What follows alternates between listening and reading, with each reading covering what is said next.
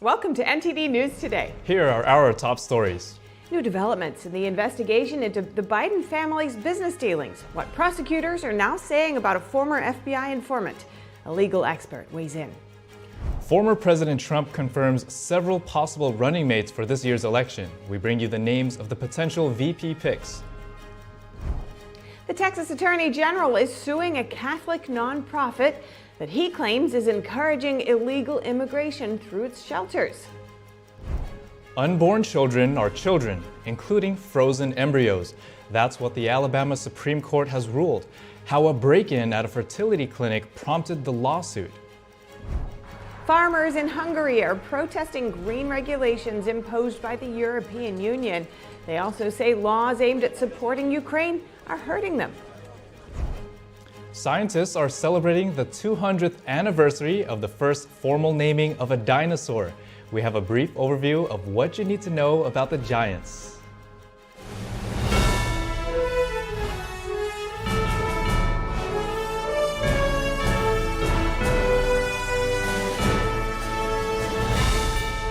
This is NTD News Today, live from our NTD Global Headquarters. Here are Stephania Cox and Chris Beers. Hi, I'm David Lamb. I'm sitting in for Chris Beers. And to begin the show, former President Donald Trump confirming several possible running mates for his 2024 White House bid. Trump explained what he's looking for in a possible VP pick during a Fox News town hall last night. Well, always the first quality has to be somebody that you think will be a good president, because if something should happen, you have to have somebody that's going to be a great president. The one thing that always surprises me is that the VP choice has absolutely no impact. It's whoever the president is. Trump confirmed that he's considering various people, including biotech entrepreneur Vivek Ramaswamy, Senator Tim Scott, former Congresswoman Tulsi Gabbard, and South Dakota Governor Kristi Noem. Trump also made clear that he won't pick former UN Ambassador Nikki Haley. In the past, there had been speculation that Trump might choose Haley as a running mate, but he explained that he's not considering that. In other news about the former president, Trump is accusing 4 Texas Republicans of being so-called rhinos. The acronym stands for Republicans in Name Only. The 4 congressmen voted to impeach the state's attorney general, Ken Paxton, last year. Trump is now endorsing 4 Republican candidates seeking to unseat those congressmen.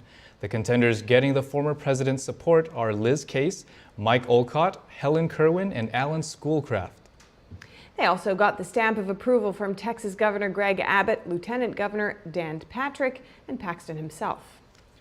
Texas Attorney General Ken Paxton announced yesterday that he's suing a Catholic NGO. He's accusing the nonprofit of encouraging illegal immigration and is seeking to remove its license. Texas Attorney General Ken Paxton said Tuesday that he's seeking to end Annunciation House's operations in the Lone Star State. In a post on X, Paxton claimed NGOs are using taxpayer money to facilitate human smuggling across the border, and his lawsuit aims to hold these organizations responsible for worsening illegal immigration.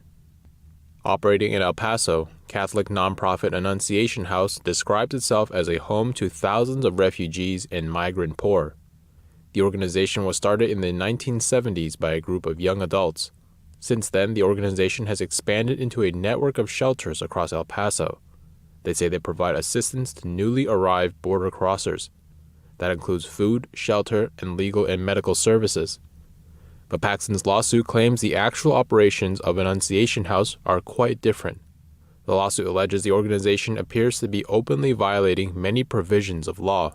These include allowing illegal immigrants to elude examination from immigration officers, encouraging migrants to enter the country by concealing or harboring them, and transporting them in a manner equivalent to human smuggling. Annunciation House responded to the Attorney General's actions by calling a press conference on Friday, February 24th.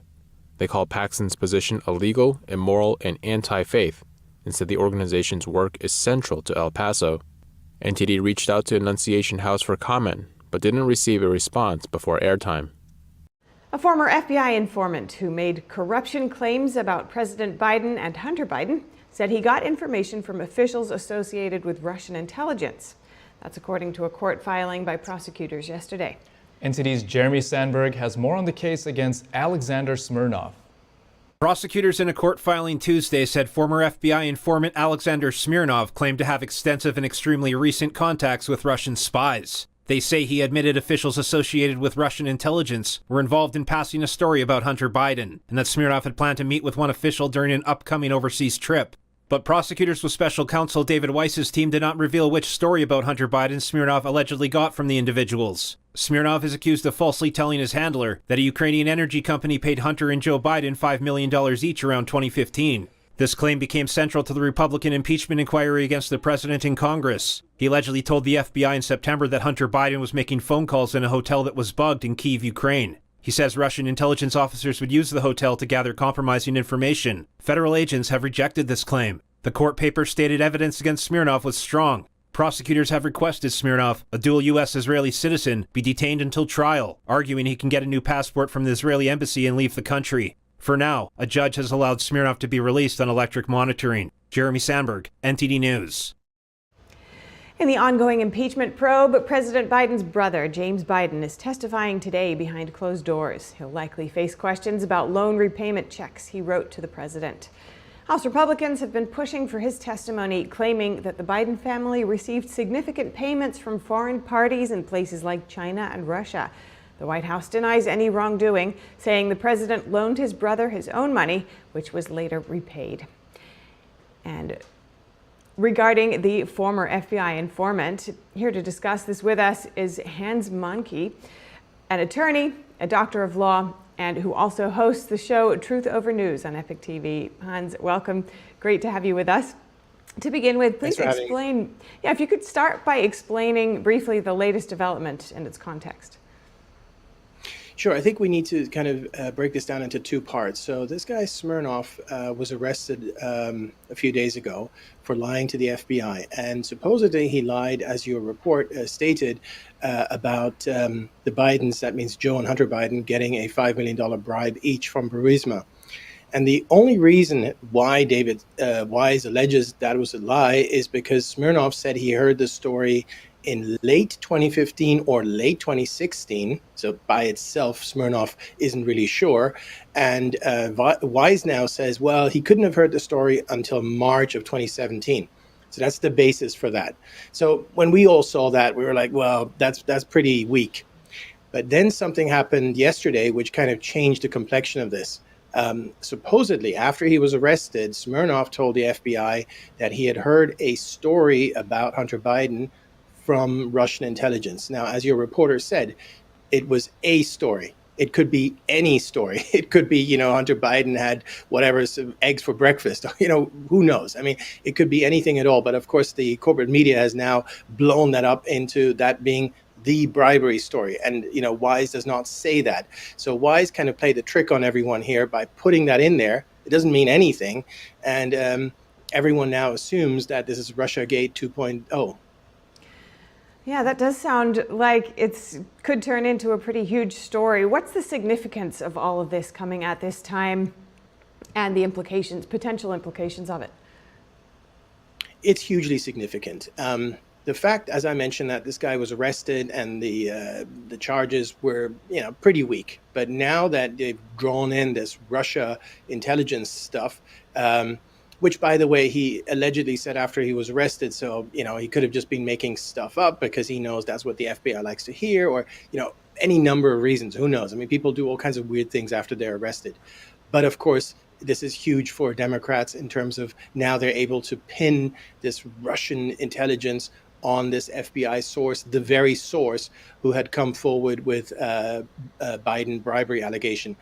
So it's very helpful to Democrats, no doubt about that. And I mean, from my perspective, the pushback would be, well, the guy didn't say that. The guy didn't say that Russian intelligence planted stories about Hunter Biden and planted stories about Biden corruption. So, no one has said that he said that. It's just being twisted to mean that. But I think, it's almost too late to do anything about it. If you look at the papers this morning, they're all saying that the Hunter information came from Russian intelligence, which, again, David Wise isn't saying, Alexander Smirnov isn't saying, but the media is saying it. And just like Russiagate 1.0, this could just take on a life of its own. Yeah, so it looks like we are still needing very much more clarification of the actual facts. How likely is that? What exactly do we need? Excellent question. This could turn out to be really good for Democrats or really bad. So it depends on one thing, which is Alexander Smirnov going to fight this? If he's going to go to trial, and we're going to have discovery and so on and so forth. And clearly this guy was in touch with officials at Burisma. Clearly he has a lot of insider information. So if he's going to go to trial, there's going to be a lot of dirty laundry that's going to be aired, including about the Bidens. So that's going to be really bad for the Bidens. And we're going to find out what really happened, as you mentioned. However, if he pleads and makes a deal, as many of these people do, then we're never ever going to find anything about what really happened. And then that narrative that we just described is the one that's going to stick, unfortunately. And just briefly, Hans, the president's brother is set to testify today. What do you expect to come from that? Not much. I mean, the guy has been kind of an enigma. He was clearly cashing in on the Biden name when we have all these transactions where money was coming in from China, and then Hunter split that money two ways, half to Hunter, half to Jim Biden. But he's not going to admit to any of these things. He's going to say either nothing, or he's going to say this was for genuine consultancy work, which is what he charged it as. And by the way, those transactions, the money that went from China via Hunter to Jim Biden, were the subject of multiple suspicious transaction reports by Wells Fargo, something, that's kind of been brushed under the carpet. So again, he's either going to say, no, this was all very legitimate, or he's just not going to say anything at all. Plenty to keep our eyes on anyhow. Thank you so much, Hans Munke, attorney and host of Truth Over News on Epic TV. Really appreciate it. Thank you. And a showdown over the case files of unaccompanied alien children. House Judiciary Chairman Jim Jordan has subpoenaed Health and Human Services Secretary Javier Becerra. NTD's Daniel Monahan has more on the case, where the House Judiciary Committee is accusing the HHS of stonewalling their request to see important documents. The House Judiciary Committee is conducting oversight of what it sees as HHS's mismanagement of the placement of unaccompanied alien children. It says unvetted minors have committed heinous criminal acts against Americans. The committee says it has asked HHS for files on these cases, but calls the agency's response woefully inadequate. The committee shared some examples of crimes committed on X, writing, "A 15-year-old boy was murdered in Frederick, Maryland by alleged MS-13 gang members who entered the U.S. illegally. Why doesn't HHS want the committee to know whether these illegal aliens had gang tattoos before they were released?" And in another post it wrote, "An illegal alien who was released by HHS to a sponsor was charged with assaulting and murdering Maria Gonzalez just weeks before her 11th birthday. Why is HHS obstructing the committee's investigation into this criminal illegal alien? The girl was allegedly sexually assaulted and strangled to death. The committee says it's been asking HHS since June 2023 for specific files on the unaccompanied alien minors who've been charged with crimes like theft, brutal assault, and murder. It says HHS responded in September, but gave reasons like privacy concerns for not sharing the files. The committee says after repeated follow-ups and requests, HHS offered in November to allow some in-camera review of documents. That is, if the committee agreed not to photograph or otherwise record any documents. In-camera review means the review of records privately in a judge's chamber or in a courtroom. While reviewing the documents, committee staff found that HHS had blacked out large sections of the documents. The department said the redactions covered personal identifying information and personal health information. The committee says HHS blacked out information about whether specific minors had identifying scars, marks, or tattoos, information that it says can be indicative of gang affiliation. Daniel Monahan, NTD News. South Dakota Governor Kristi Noem ordered National Guard troops to deploy to the southern border. In a statement yesterday, she said, quote, "The border is a war zone, so we're sending soldiers." Noam said 60 of the state's National Guard soldiers will deploy to the U.S.-Mexico border later this spring. The deployment is on a rolling basis for a 3-month period. She said their primary mission will be construction of a wall to stem the flow of illegal immigrants, drug cartels, and human trafficking into the U.S. This deployment will be South Dakota's 5th since Texas Governor Greg Abbott issued a call for help in combating the growing border crisis. U.S. Customs and Border Protection recorded 2.5 million encounters at the border last year. And President Biden has pushed a campaign message that former President Donald Trump is a threat to democracy. But some voters say the warning is not sticking, at least not beyond the core Democratic base. NTD's Daniel Monahan has more. Hispanic Center Director Raymond Santiago says there's only so much fear-mongering that can be done. I just think that the messaging has to shift. It's not landing. He says it's time to move on from messaging like, if you elect this person, everything will fall apart. To, this is what I'm going to do to continue to provide relief. Because that's what the American people need right now is relief. Democratic voter Anna Kodama says it's a wasted message because most who are planning to vote for Biden already believe it. The challenges of a Trump presidency, I think, are real. I think we saw it already what could happen. Democratic voter Susan Harry thinks Biden's messages are being heard by the people who want to hear them. I think Joe Biden's messages are being heard by the people that want to hear them. And I know this is a non-answer, but I think the people that don't want to hear them are going to hear what they want to hear. There's some people you're just not going to change. Independent voter Christian Miller thinks both sides are trying to evoke fear. I don't know. It's going to be, I guess, maybe who's more effective at doing so. Regardless of the election outcome, Miller says he believes the institutions are safe and strong enough to withhold the challenges. Republican voter Kurt Balch doesn't think Biden's message will get people to the polls and didn't see anything during Trump's presidency that would indicate he's an existential threat to America. I think we have 4 years of evidence that he wasn't a fascist dictator. People don't like him. I understand there's a lot of things not to like about the guy. I get it. The latest Real Clear polling averages show Trump leading Biden by less than 2 points. Daniel Monahan, NTD News. With the South Carolina Republican primary coming up this weekend, NTD News will be covering all the action. We'll have a lot prepared for you, including special guests, on-the-ground coverage, and the Data Hub. Join Steve Lance and Tiffany Meyer on The Nation Decides 2024, live this Saturday, February 24th at 6 p.m. Eastern. And coming up, a Texas professor recently got his job back after being fired for teaching textbook biology. What the professor and his lawyer tell NTD about academic freedom. A luxury retail store robbed at gunpoint in New York City. The incident happened in broad daylight this week. We'll have more on that in just a moment here on NTD News Today.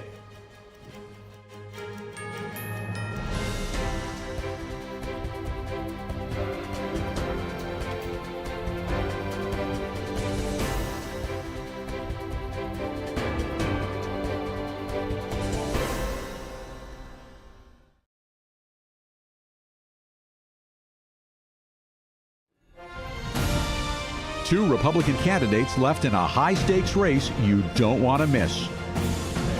Watch it with us in the action and at the Data Hub on The Nation Decides 2024, the South Carolina primary, with Steve Lance and Tiffany Meyer.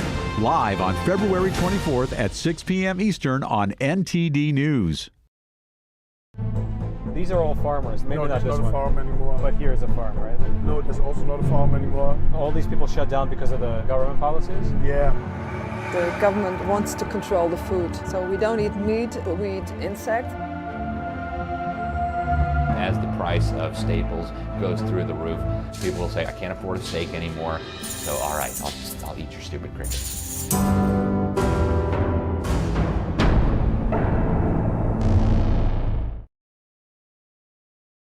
Hey everyone, it's me, Sebastian, and it is a beautiful day today. We have so much to be grateful for, so just remember, if you see someone without a smile, give them one of yours. I just love inspiring people to be the best they can be, And the reason I'm able to inspire so many people is because people like you who inspire me with your support of Shriners Hospitals for Children. Since I was little, I've broken 100 bones and I've had 19 surgeries. Shriners Hospitals for Children was with me every step of the way. But more than that, they've given me the confidence to know I can do whatever I set my mind to. Like right now, I've set my mind to sharing my smile with you. Did you get it? Because of people like you, I can play the violin. I can play piano. I can understand. The help I get is only possible because of caring people like you who pick up the phone and call the number on your screen to make your monthly gift. And when you call or go online right now to donate $19 a month or more, we'll send you this adorable Love to the Rescue blanket as a thank you and a reminder of all the smiles you're bringing to kids' faces every day. Kids like me. And me. And me. And me. So what are you waiting for? You can inspire kids like me by visiting loveshriners.org. After all, you can't help everyone, but you can help someone. So let's go! Thank you. Thank you. Thank you for giving. Join me and bring a smile to the world with your monthly gift today. Please call now. If operators are busy, please call again or go to loveshriners.org right away. Join me and bring a smile to the world. Have you ever helped a fellow veteran? Of course. Yes. Have you ever asked for help yourself? It's always tough, right? I always feel like I can solve my own problems, but eventually, you just can't deal with it on your own. And you start to question, maybe people would be better off without me. When you realize that you're not alone, once you take that first step, there's so much support.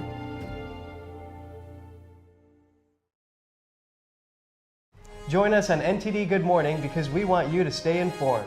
Kickstart your morning with the latest you missed overnight. Right, and don't forget that inspiration. Absolutely, so let's shine some light on the good news too. Tune in every weekday morning to NTD News.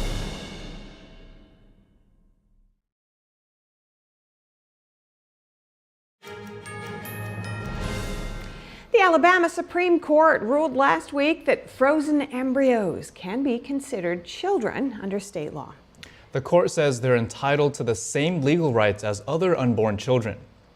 In the majority 7-2 ruling, Justice Jay Mitchell wrote, "Unborn children are children without exception based on developmental stage, physical location, or any other ancillary characteristics." The decision was issued in response to wrongful death suits brought against a fertility clinic in Mobile in 2021.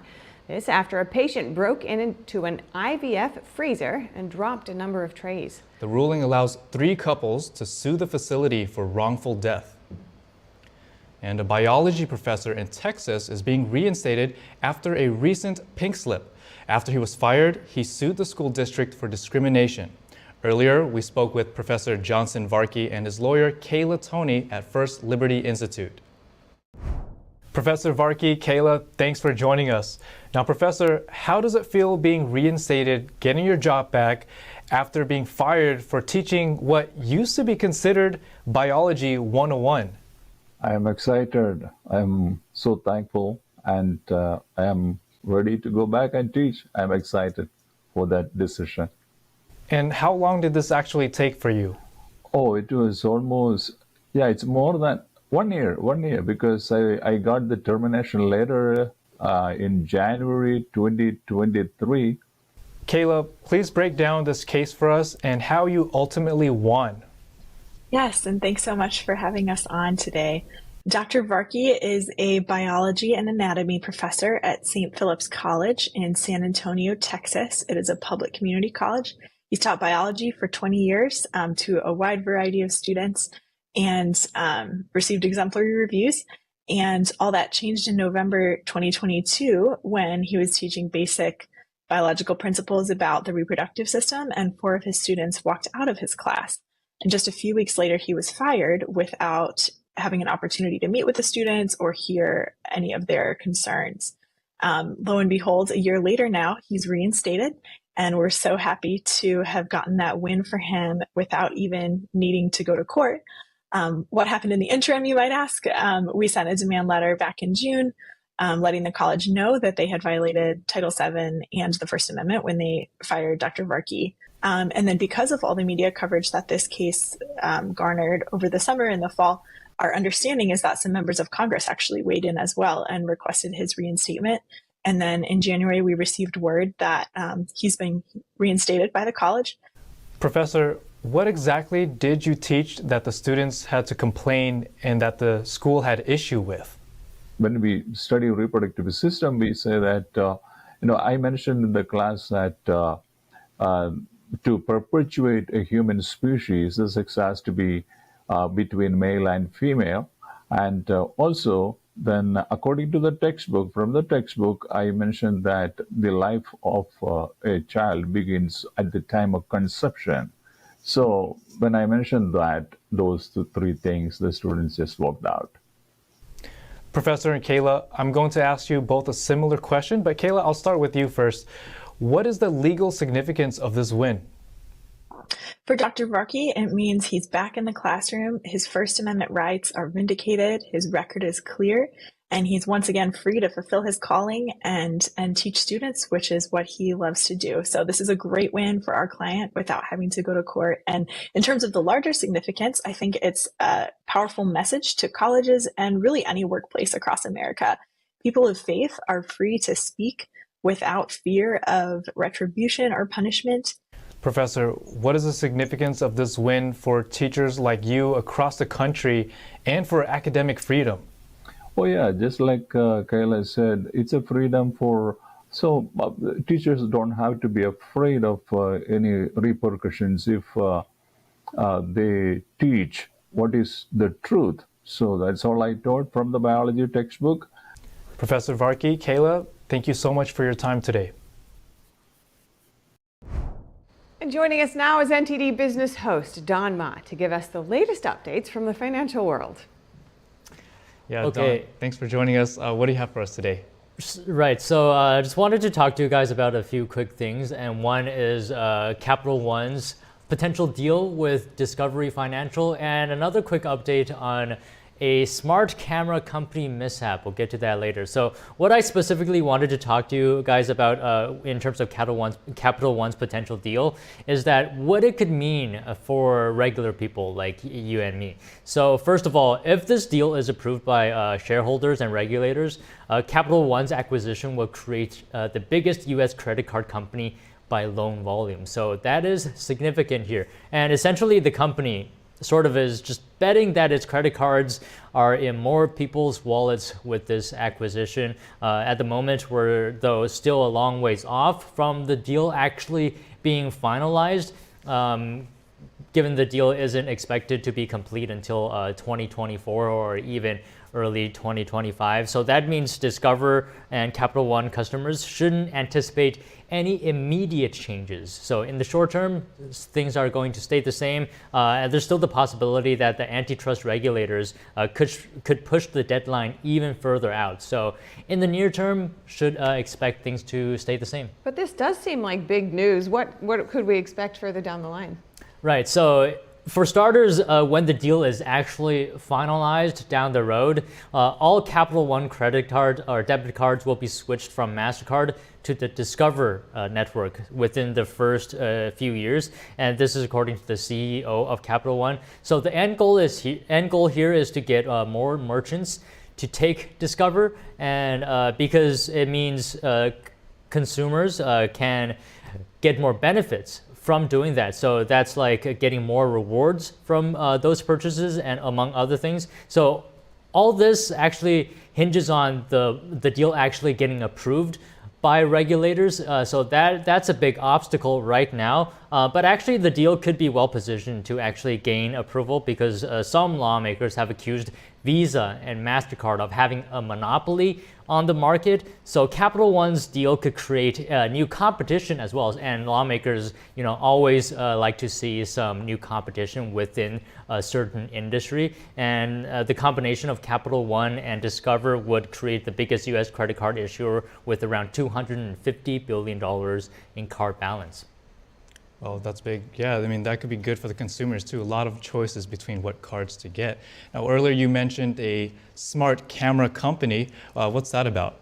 Okay, so in terms of that, let me just quickly give you an update. So it seems like hundreds of video camera owners may have had their video viewed by other people. So smart camera maker Wise sent an email Monday explaining that it experienced an outage last Friday as cameras started to come back online. About 13,000 users saw thumbnail images for other people's cameras. About 1,500 of them actually clicked on those images, and in some of those cases, they were able to actually view footage from those cameras. And Wise says that it was due to a third-party caching client library it recently began using, but this actually isn't the first lapse in security for the company. Back in 2019, a data leak exposed millions of customer emails and addresses as well, email addresses. Yeah, we're seeing more and more of this, I feel, each day, and you really got to keep an eye out for it. And just, what can you do about something like that? I mean, yeah, sometimes you just have to hope it doesn't happen. Yeah. Yeah, fingers crossed for everybody. All right, Don Ma, host of NTD Business, thank you for joining us again. Thanks, Don. Great to see you. Now, brazen theft in broad daylight. A high-end retailer in Manhattan's meatpacking district was robbed at gunpoint on Monday. One resident said she was so shocked she mistook the scene for a film set. NTD's Chris Beers spoke with New Yorkers after the incident. Armed robbers held up this Gucci store yesterday afternoon in broad daylight. The three people parked their car just right over there, got out with guns, went inside and stole over $51,000 worth of luxury goods. Then they got back in their car and sped down this street to get away. Let's hear what New Yorkers have to say about that. I was walking here at noon yesterday on a sunny day, and I see a guy coming out with a gun in his hand and a bag in the other. And I said, what's going on? Must be a movie or must be a joke or something. No, they robbed this store. And I saw the getaway car pull up in front of Gucci, and the guy's just hauling, just throwing all his stuff in the trunk and in the car, and then they just sped off like lightning. I mean, I just couldn't believe what I was seeing. It was just unbelievable. It's sad that things like that happen in our city. It's unfortunate that somebody will at some point probably get arrested for that. It's absolutely terrifying. I think it's, I wouldn't have expected it in such a beautiful neighborhood like this, and especially a high-end store, to see so much get stolen, and just, it's scary. The Council on Criminal Justice report says New York City takes the cake in reported shoplifting incidents. Between 2019 and 2023, that number was up 64%. Los Angeles was second with a 61% increase. How do New York City area retailers feel about this? A lot of them are very upset. We have a supermarket in South Broadway. It's a Dominican-owned supermarket, the only supermarket in that area. They get hit every day. Sometimes they don't even contact the police because they think that there's not going to be any consequences. They have to go to the police report, fill out paperwork, which takes about 1 or 2 hours from your job. So a lot of the retailers, they don't even bother because they know that this person is going to be back out tomorrow. People feel, the people that are committing, the perpetrators, they feel that if they take something from a retailer, that they know what amount they can take. If it's less than $1,000, they think it's fine. There's no consequences. I don't know if it's because of COVID, what it is, that I think that the perpetrators know the law better than a lot of the business owners. The same Council on Criminal Justice report I mentioned earlier shows St. Petersburg, Florida has a decrease of 78% of reported incidents of retail theft. Governor Kathy Hochul has a $45 million plan to address retail theft in New York City. It entails support for law enforcement, the courts, and retailers. This is Chris Beers reporting for NTD News in New York City. Up next, farmers in Hungary are protesting EU regulations. Why they say laws aimed at supporting Ukraine are hurting them. WikiLeaks founder Julian Assange facing his last chance to stop extradition to the U.S. His wife today calling for his release from jail. Germany could soon take a controversial approach to free speech regulation, which critics say would ban prayer in some places. NTD spoke with Alliance Defending Freedom and others about a new bill that centers around abortion clinics. Hello, I'm Mike Lindell, and I'm here to tell you about my new product from MyPillow, towels that actually work. Watch this absorbency test. Here's another towel that we randomly went out and bought. Here's one of my towels with the nice design. I don't know if you can see this, but you could line a swimming pool with this.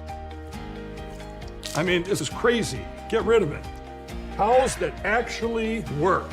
What a concept. I'm interrupting this commercial to let you know you can get our 6-piece My Towels, regular $69.98, now only $29.98. Or you can save 25% on our brand new kitchen towels, made with the same technology as our famous My Towels. Also, we have bath sheets, bath towels, washcloths, hand towels, and so much more. And the best part, with your promo code, your entire order ships absolutely free. So go to mypillow.com or call the number on your screen. Use that promo code to get deep discounts on all My Towels. And for a limited time, your order ships absolutely free. Tangazo hili linahusu njaa.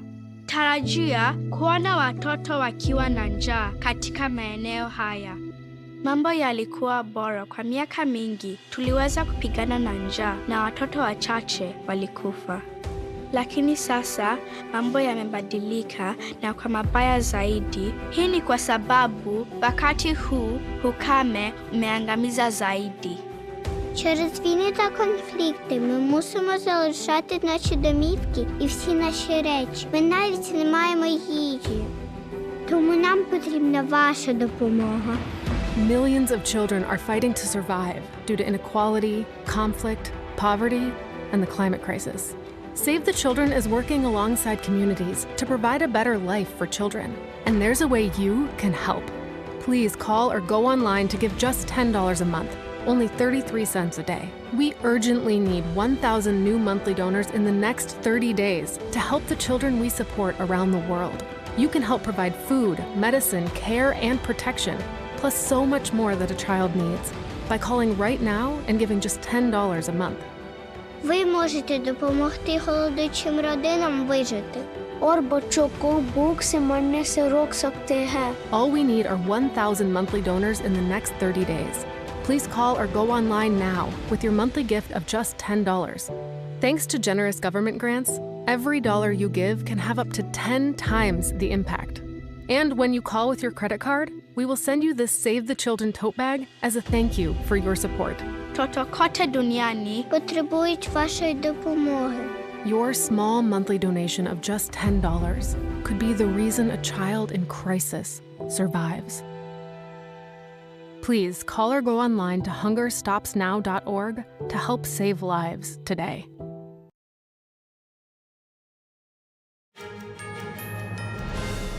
India, a strategic partner of the U.S., bought $37 billion of unsanctioned crude oil from Russia last year. That's according to CNN. The sales mean Russia is entering its third year of war in Ukraine with an unprecedented amount of cash. What's the significance of this, and how should the U.S. respond? Earlier, I spoke with Brandon Weichert, geopolitical analyst and author of The Shadow War, Iran's Quest for Supremacy. Brandon, it's great to see you. Now, according to analysis, Russia sold a record $37 billion of crude oil sales to New Delhi, India last year. Now, New Delhi is a U.S. strategic partner. So what is the geopolitical significance of this, and how could it impact U.S. economy? Well, it shouldn't be that significant. I mean, this is fairly predictable. The Indians have long valued a policy of balancing off interests against each other. They don't want to become dependent on any one country, even the United States, going back to their colonial history with Britain. The Russians, for their part, are naturally going to seek new avenues to send their natural gas and oil resources toward, now that the Europeans have cut them off. So all of this was predictable. But what we need to be focused on is why India is doing this. It's because they really don't want to have to be reliant. And the other issue is that we need India to stay happy so that they continue to be a partner of ours in containing the far greater threat that is China. We should not be alienating India over their trade with Russia, which goes back decades. Right now, and considering the restrictions and sanctions due to the Russia-Ukraine war, what would you say led up to this record amount of oil purchase from India?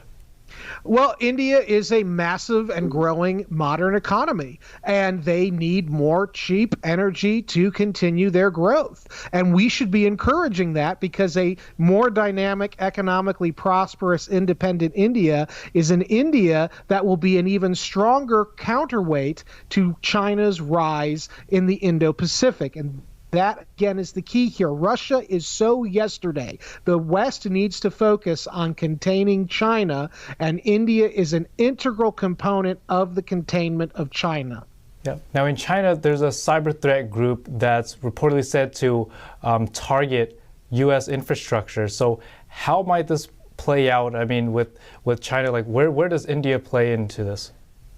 Well, India is also a massive technology power. Our IT infrastructure is heavily integrated with India's, and so India is an excellent possible partner in peace with cyber warfare capabilities, basically beefing up our cyber defenses. So as China starts doing these nefarious operations against the United States over the electronic battle space or the cyber domain, we need allies just like we do in any other domain. And India is a great potential partner, but they won't be a partner if we start alienating them over their business dealings with Russia, which I must insist goes back many decades, long before India was ever partnered with the United States. So Washington needs to account for that. Now, as the Russia-Ukraine war enters its third year, what might the Kremlin do with the funds? Well, they're certainly going to use it to beef up their war machine, and they're going to use it to enhance their domestic economy. Russia has proven false the neoconservative, neoliberal assumption that the Russian Federation would collapse the moment sanctions were imposed after Russian troops invaded. Russia is stronger today now than it was in February 2022. It is more self-reliant, and its military has proven that it is, unfortunately, stronger and more capable than what we thought it would be at this point in the war. And I believe it is going to win the war in Ukraine at this point. All right, Brandon Whiteshirt, geopolitical analyst and author of The Shadow War, Iran's Quest for Supremacy. Thank you so much for joining us. Thank you. Next, we head to Europe with some short headlines from the UK, Turkey, and other countries. European Union members approved a 13th package of Ukraine-related sanctions against Russia today. The move bans nearly 200 entities and individuals. Its targets are roughly split between entities that are part of Russia's military-industrial complex and those allegedly involved in trafficking and kidnapping Ukrainian children. Beyond that, 2 more entities were also added, one North Korean and one Belarusian firm. Hundreds of Hungarian farmers protest this month against green regulations imposed on them by the EU and the suspension of import taxes on Ukrainian agricultural products for another year to 2025. Import taxes for Ukrainian grains were originally suspended in 2022. That was done to support Ukraine's economy following the Russian invasion. But it's been a point of contention for European farmers who say it creates unfair competition. The protesting farmers held banners criticizing Brussels and the EU at a border crossing point with Ukraine. Former WikiLeaks founder Julian Assange faces his last chance to stop his extradition from Britain to the U.S. American prosecutors want him tried on 18 counts related to the release of confidential U.S. military records. Britain approved his extradition to the U.S. in 2022.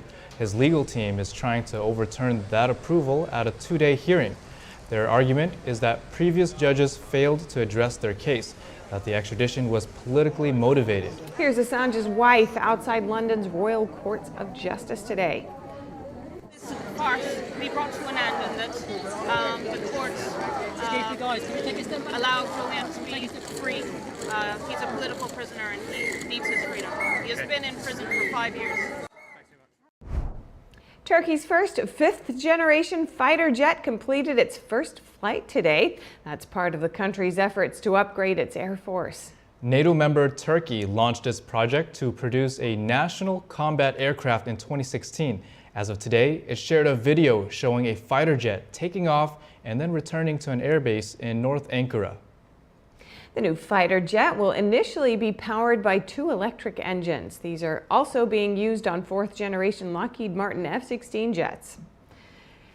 Critics say a new bill in Germany would effectively ban praying or speaking to people about pregnancy within 300 feet of abortion clinics.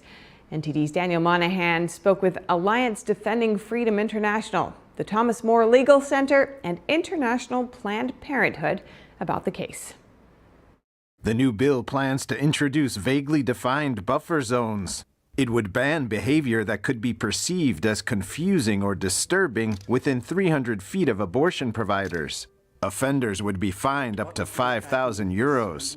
Erin Mersino, a constitutional law attorney at the Thomas More Law Center, sees a dangerous precedent in the German legislation. We definitely see a slippery slope where, just silent prayer is being prosecuted and criminalized with these laws. It's really terrifying. And the slippery slope is you have a point of view that is a minority point of view, and you can no longer speak peacefully about your different point of view.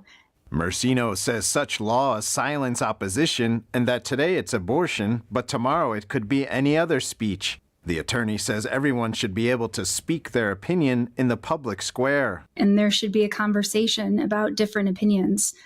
Why are these countries so afraid to have a different opinion spoken within 300 feet of the abortion clinic? Why is there not a discussion allowed? Mersino highlights what she sees as the potential for abuse in how a similar law in the UK is enforced. See an Army veteran right now charged for simply praying across the street. And we saw a Catholic priest who was charged, who all he was doing, again, was praying across the street.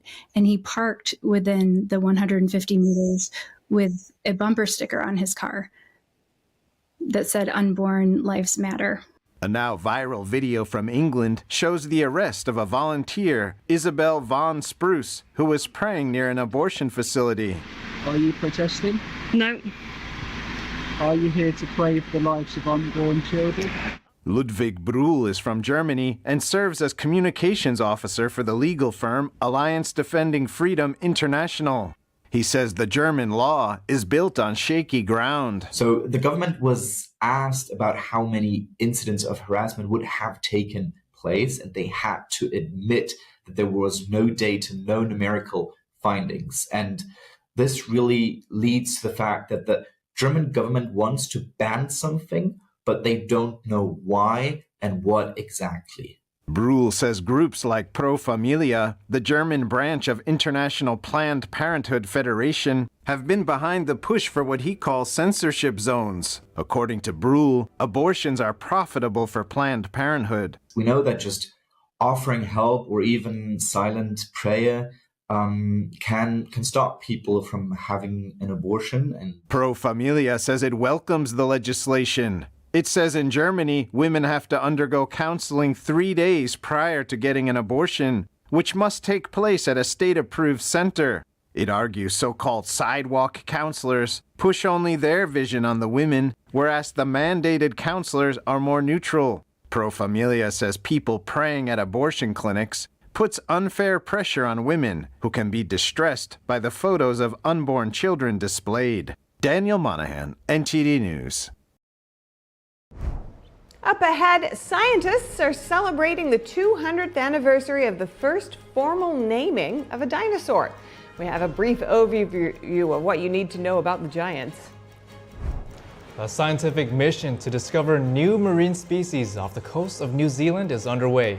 Researchers are focusing on an underexplored area, more than 3 miles beneath the surface. More shortly here on NTD News Today.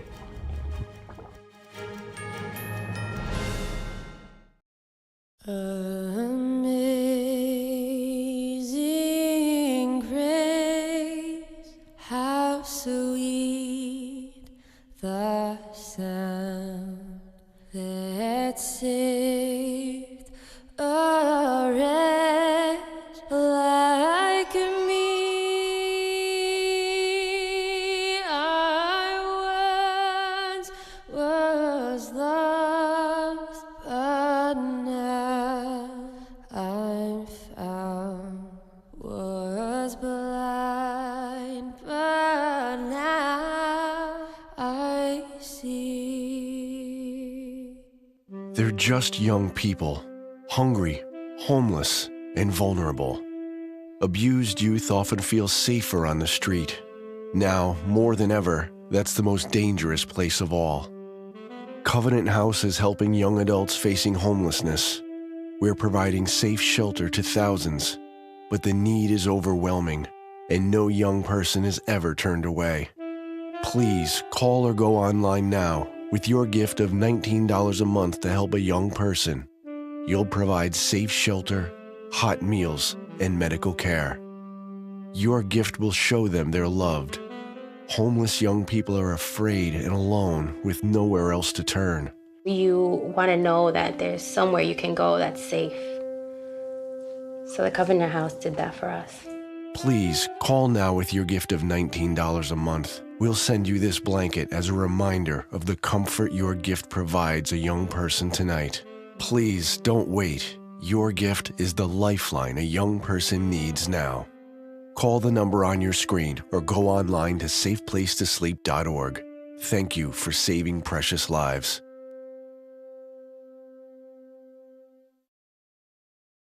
When I drink it, the first thing was I feel the warmth in my tummy. It's kind of like gently radiating out, a kind of a very comforting warmth. And it was really good, actually. I felt much better. I did feel, actually, an effect. And I find that it is actually better when I take it regularly. It's actually steamed and dried 9 times.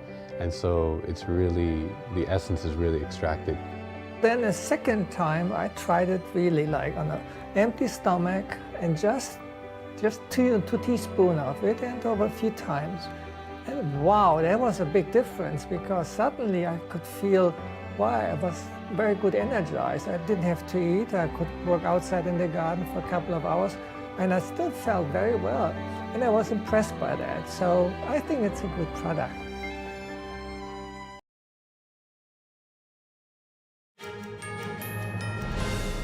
200 years ago, the first dinosaur was named. Since then, dinosaur science has flourished, providing insight into what these creatures looked like, how they lived, and what doomed them. We now know dinosaurs walked the planet from about 231 million years ago to 66 million years ago. But even after 2 centuries, the research is far from done. Here's a brief of what you need to know. In 1824, English naturalist and theologian William Buckland addressed the Geological Society of London, describing an enormous jaw and limb bones unearthed in a slate quarry in a village near Oxford. Buckland recognised that these fossils belonged to a huge bygone reptile and gave it a formal scientific name, Megalosaurus, meaning great lizard. The actual word dinosaur would not be coined until the 1840s. And that moment really was the beginning of our cultural fascination with dinosaurs, which continues today. In the 1960s, the identification of the smallish meat-eating dinosaur, Deinonychus, shook up dinosaur science, helping inaugurate a research period called the Dinosaur Renaissance. It showed that dinosaurs could be small and agile. The smallest ones were smaller than pigeons. The biggest ones were heavier than Boeing 737 airplanes. But a lot of them would not have looked like reptiles at all. A lot of dinosaurs were covered in feathers. Some dinosaurs had wings, and those kind of fossils would have been unfathomable to Buckland. And then there's the mystery of how dinosaurs became extinct. It had long puzzled scientists, with various hypotheses offered. In 1980, researchers identified a layer of sediment dating precisely to the end of the dinosaur age.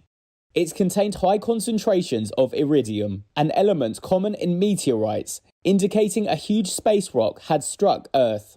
The Chicxulub crater in Mexico, stretching 112 miles wide, was identified as the impact site of the asteroid that wiped out 3/4 of Earth's species, including the dinosaurs. More than 2,000 dinosaur species are now known, and paleontology is a vibrant international science. And a scientific mission to discover new marine species off the coast of New Zealand is underway.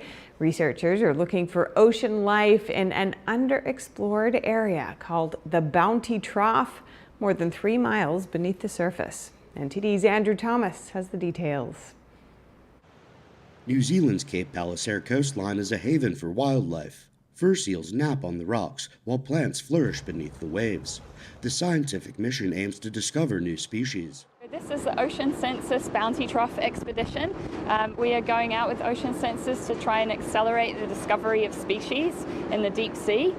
So we're going to a very underexplored area of New Zealand, which is called the Bounty Trough. Scientists from the Ocean Census Organization have teamed up with New Zealand's National Institute of Water and Atmospheric Research. We've got various different bits of equipment on the ship. We've got a deep-towed imaging system camera, so we can take video and still footage of the animals on the seafloor and the habitats that we're seeing down there. And we have various different types of equipment to sample animals.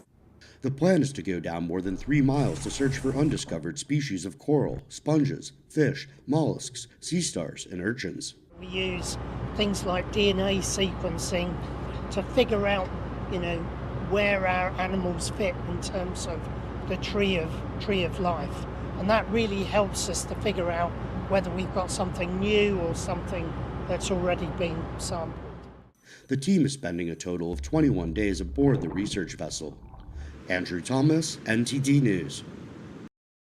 And if you have any news tips or feedback for our show, please feel free to email us at news.today@ntd.com.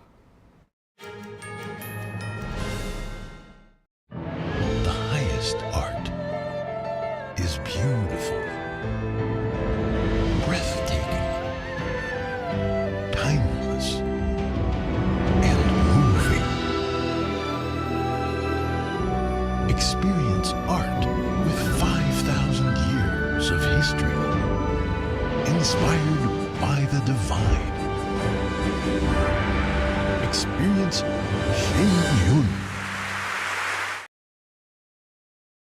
We are only 80 years removed from countries that killed 60 to 70 million people intentionally. And we have people being like, oh, it can't happen here. Yeah, it can, and it might. These people, they're not interested in the facts. They're not interested in anything except crushing people that are in their way. There needs to be a formal deprogramming of the cult members. A strong church can stop this.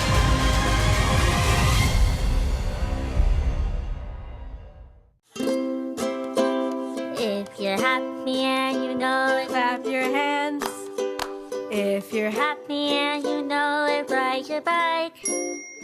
If you're happy and you know it, then your face will surely show it. If you're happy and you know it, smile big and bright.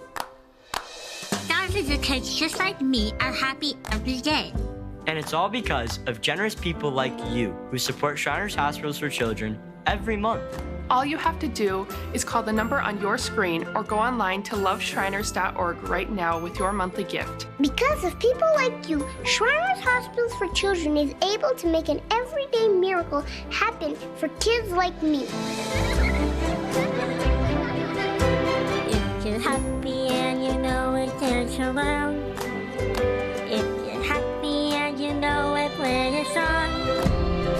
If you're happy and you know it, and your face will surely show it. If you're happy and you know shop. And when you call or go online right now to donate $19 a month or more, we'll send you this adorable Love to the Rescue blanket as a thank you and a reminder of all the smiles you're bringing to kids' faces every day. Will today be the day you send your love to the rescue? When you call the number on your screen right now and give as little as $19 a month, just 63 cents a day, you'll be making a life-changing difference for a child, just like Sarah. Your monthly gift today could change your life forever. Because of you. We are happy and we know it. Thank you. Thank you. Thank you. Thank you. Please call or go online right now to give. If operators are busy, please wait patiently or go to loveshriners.org right away.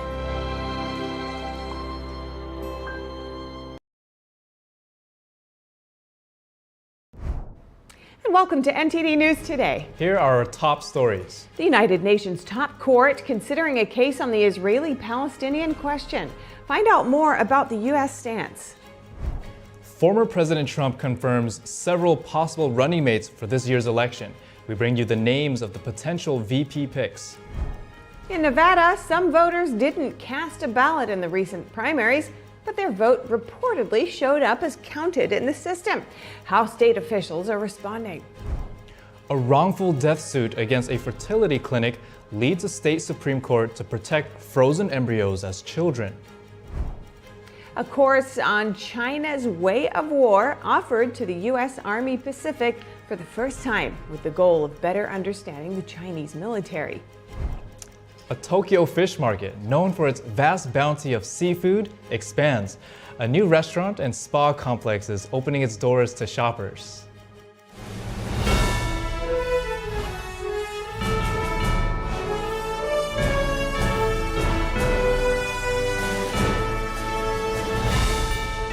This is NTD News Today, live from our NTD Global Headquarters. Here are Stephania Cox and Chris Beers. Hi, I'm David Lamb. I'm sitting in for Chris Beers. Great to have you with us, David. And to begin the show, the International Court of Justice is hearing a case on Israel's territorial claims to Gaza and the West Bank. The Biden administration today making its arguments before the United Nations top court. The court should not find that Israel is legally obligated to immediately and unconditionally withdraw from occupied territory. The court can address the questions before it within the established framework based on the Land for Peace principle and within the parameters of established principles of occupation law. In 2022, the UN General Assembly asked the World Court to issue a non-binding opinion on the legal consequences of what they call Israeli occupation. The court was not asked to issue an opinion about the withdrawal of Israeli troops from the disputed territories, but many states participating in the hearings have called on Israel to do so. Russia, for example, argued before the court that Israel must stop all settlement activities in the West Bank. Israeli Prime Minister Benjamin Netanyahu rejects international unilateral declarations of a Palestinian state. Israel's parliament today voted overwhelmingly to support this position. And the Pentagon has acknowledged after a month of U.S.-led airstrikes, the Houthi terrorist group in Yemen is still capable of launching significant attacks. This week, the terror group damaged a ship that's known in danger of sinking on a critical shipping route in the Red Sea and shot down a U.S. drone worth tens of millions of dollars. Here's the Deputy Pentagon Press Secretary yesterday. Initial indications are that it was shot down by a Houthi surface-to-air missile. In terms of recovery options, I know CENTCOM is looking into that, but I don't believe it has been recovered at this time. Our attacks are getting more sophisticated. That was the first time, as CENTCOM put out, I think it was on Saturday, that the first time that they used an underwater unmanned vehicle to try and launch an attack. So absolutely, the attacks are sophisticated, their weapons are sophisticated, and we know where they're coming from. We know that Iran is continuing to supply them. U.S. Central Command says it shot down 10 bomb-carrying Houthi drones and a cruise missile so far this week.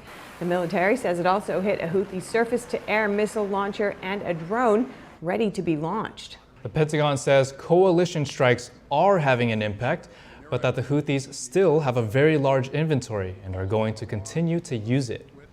And here to speak with us about the state of the conflict in the Red Sea is Brent Sadler, Senior Research Fellow for Naval Warfare and Advanced Technology in the Allison Center for National Security at the Heritage Foundation. Brent, welcome. Great to have you with us.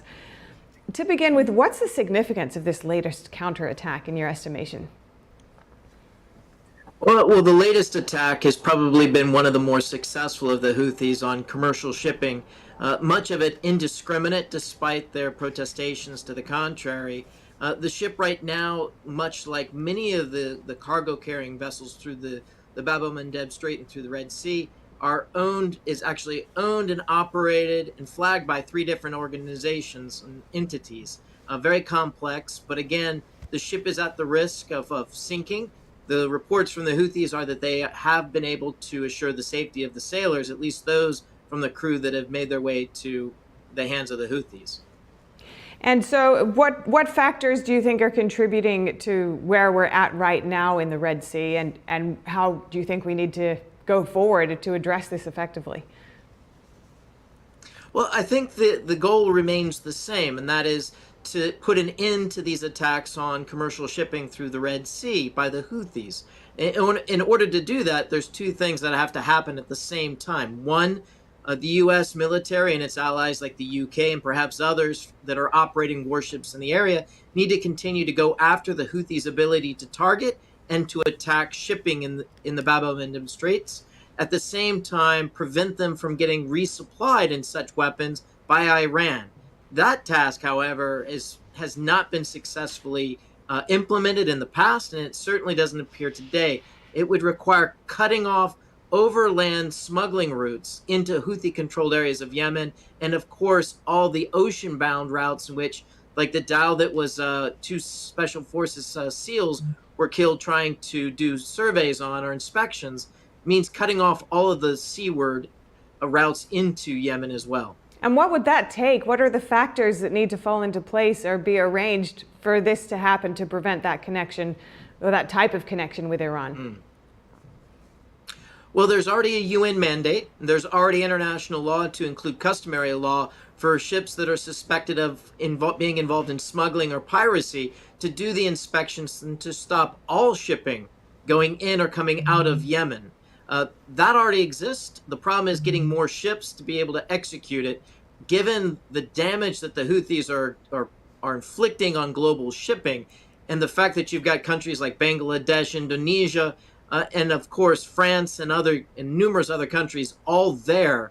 I think starting to enforce more effectively a blockade of Yemen and the Houthis specifically is probably more in the realm of possible than it has ever been in the past.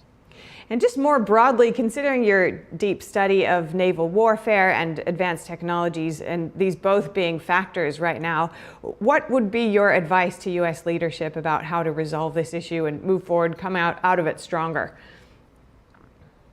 Well, I mean, the first thing is to understand that the root cause of all of the chaos that we're seeing right now, from Hamas's attack on October 7th, the proxy attacks against U.S. forces in Syria and Iraq, and of course, the Houthis' attacks on shipping in Yemen all originate from and are inspired by the mullahs in Tehran. Without addressing that, it'll just be another case, another place, and another time. So that's the core thing, to identify that problem and actually go after it in a meaningful way.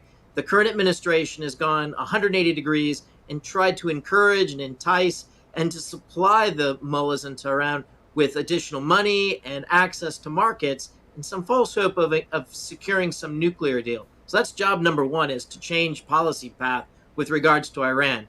The military operations right now, they need to be invigorated against the Houthis, their capacities, and there needs to be a multinational effort that's much more substantive than what we've seen so far to cut off all of the resupply of weapons to the Houthis. All right, that's all we have time for, unfortunately, but thank you very much, Brent Sadler, Senior Research Fellow at the Heritage Foundation. Really appreciate it. Coming up in Nevada, some voters didn't cast a ballot in the recent primaries, but their vote reportedly showed up as counted in the system. How state officials are responding after the break.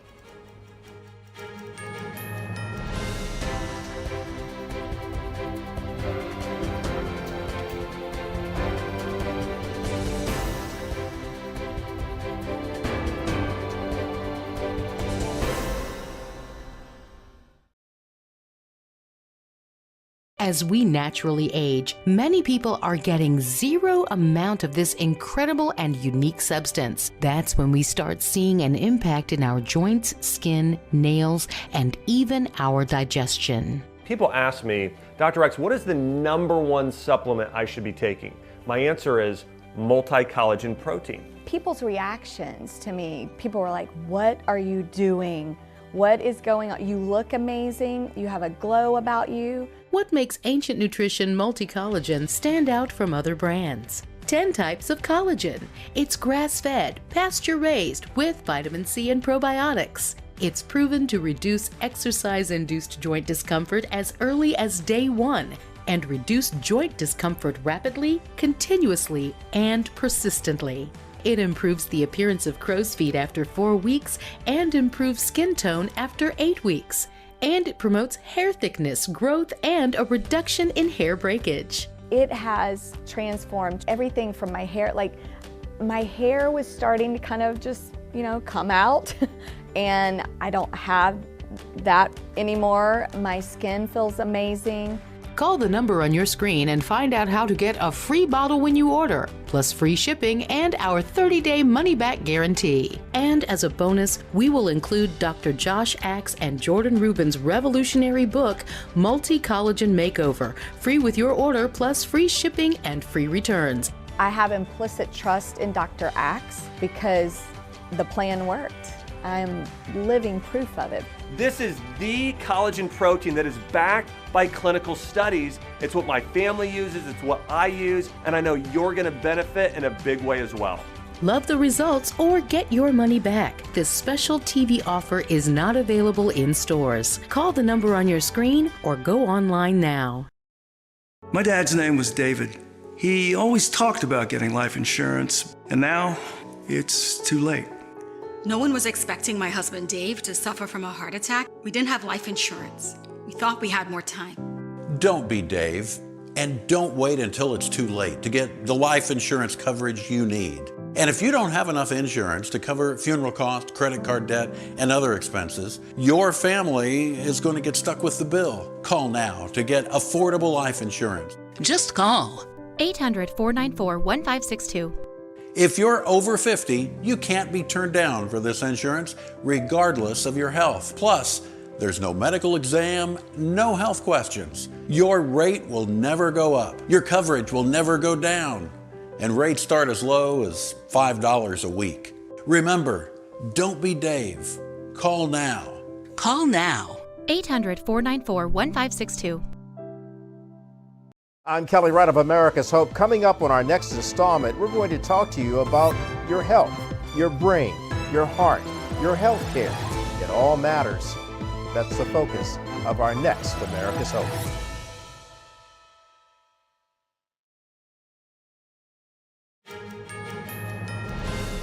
Former President Donald Trump confirming several possible running mates for his 2024 White House bid. Trump explained what he's looking for in a possible VP pick during a Fox News town hall last night. Well, always the first quality has to be somebody that you think will be a good president, because if something should happen, you have to have somebody that's going to be a great president. The one thing that always surprises me is that the VP choice has absolutely no impact. It's whoever the president is. Trump confirmed that he's considering various people, including biotech entrepreneur Vivek Ramaswamy, Senator Tim Scott, former Congresswoman Tulsi Gabbard, and South Dakota Governor Kristi Noem. Trump also made clear that he won't pick former UN Ambassador Nikki Haley. In the past, there had been speculation that Trump might choose Haley as a running mate, but he explained that he's not considering that. And in other news about the former president, Trump is accusing 4 Texas Republicans of being so-called rhinos. The acronym stands for Republicans in Name Only. The 4 congressmen voted to impeach the state's Attorney General Ken Paxton last year. Trump is now endorsing 4 Republican candidates seeking to unseat those congressmen. The contenders getting the former president's support are Liz Case, Mike Olcott, Helen Kerwin, and Alan Schoolcraft. They also got the stamp of approval from Texas Governor Greg Abbott, Lieutenant Governor Dan Patrick, and Paxton himself.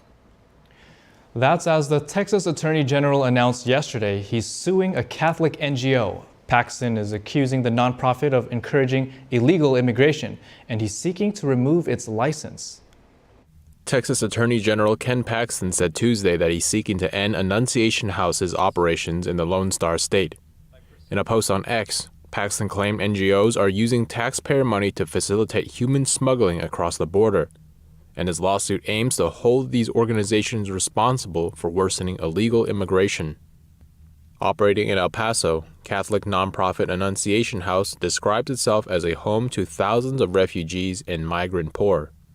The organization was started in the 1970s by a group of young adults. Since then, the organization has expanded into a network of shelters across El Paso. They say they provide assistance to newly arrived border crossers. That includes food, shelter, and legal and medical services. But Paxton's lawsuit claims the actual operations of Annunciation House are quite different. The lawsuit alleges the organization appears to be openly violating many provisions of law. These include allowing illegal immigrants to elude examination from immigration officers, encouraging migrants to enter the country by concealing or harboring them, and transporting them in a manner equivalent to human smuggling. Annunciation House responded to the Attorney General's actions by calling a press conference on Friday, February 24th. They called Paxton's position illegal, immoral, and anti-faith, and said the organization's work is central to El Paso. NTD reached out to Annunciation House for comment, but didn't receive a response before airtime. How many illegal immigrants have entered the U.S. since President Biden took office? A new report puts the figure at over 7 million. Fox News released the analysis yesterday. It says there were almost 7.3 million southwest border encounters during the Biden administration.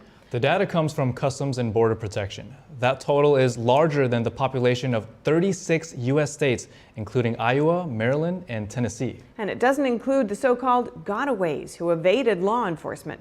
They're believed to number 1.8 million. As the border crisis continues, the Biden administration today expanded visa restrictions for transportation operators facilitating illegal immigration.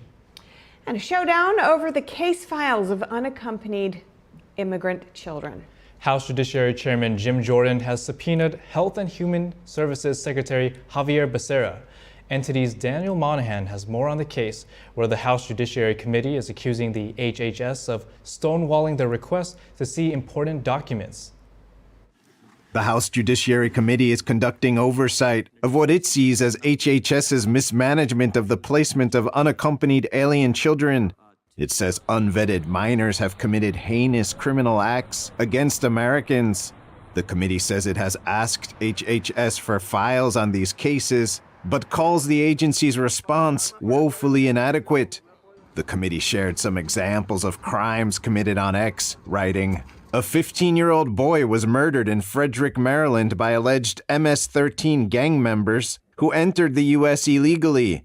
Why doesn't HHS want the committee to know whether these illegal aliens had gang tattoos before they were released?" And in another post it wrote, "An illegal alien who was released by HHS to a sponsor was charged with assaulting and murdering Maria Gonzalez just weeks before her 11th birthday. Why is HHS obstructing the committee's investigation into this criminal illegal alien? The girl was allegedly sexually assaulted and strangled to death. The committee says it's been asking HHS since June 2023 for specific files on the unaccompanied alien minors who've been charged with crimes like theft, brutal assault, and murder. It says HHS responded in September, but gave reasons like privacy concerns for not sharing the files. The committee says after repeated follow-ups and requests, HHS offered in November to allow some in-camera review of documents. That is, if the committee agreed not to photograph or otherwise record any documents. In-camera review means the review of records privately in a judge's chamber or in a courtroom. While reviewing the documents, committee staff found that HHS had blacked out large sections of the documents.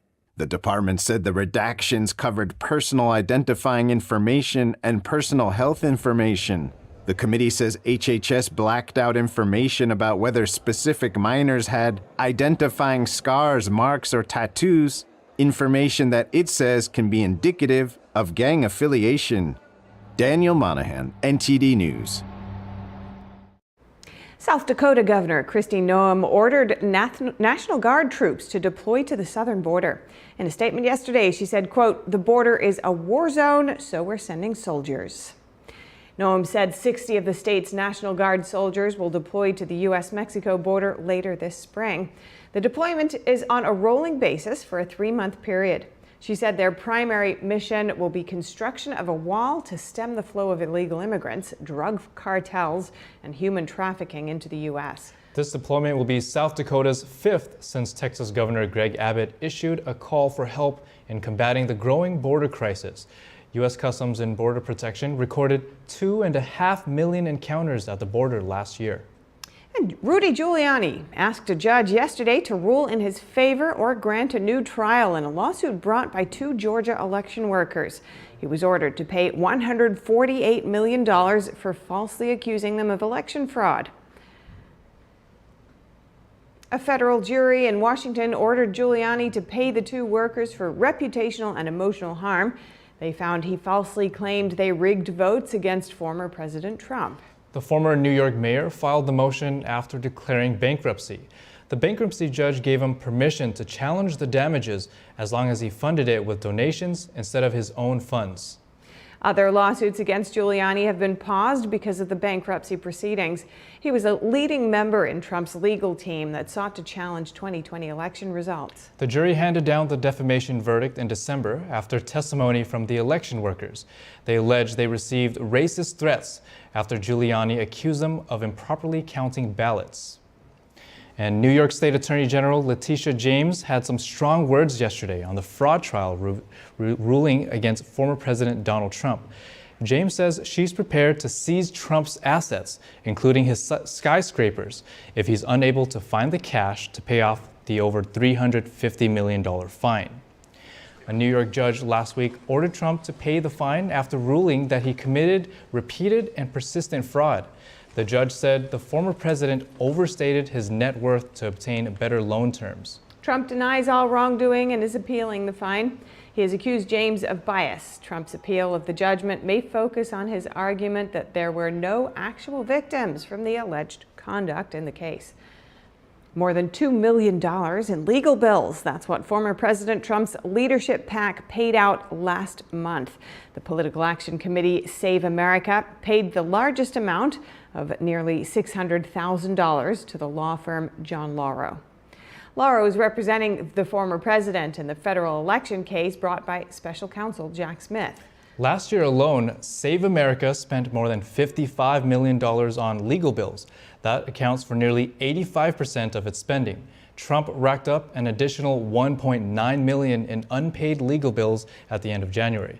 That's according to a filing last night with federal regulators. And Republicans are challenging the rules for using absentee ballots in New York State.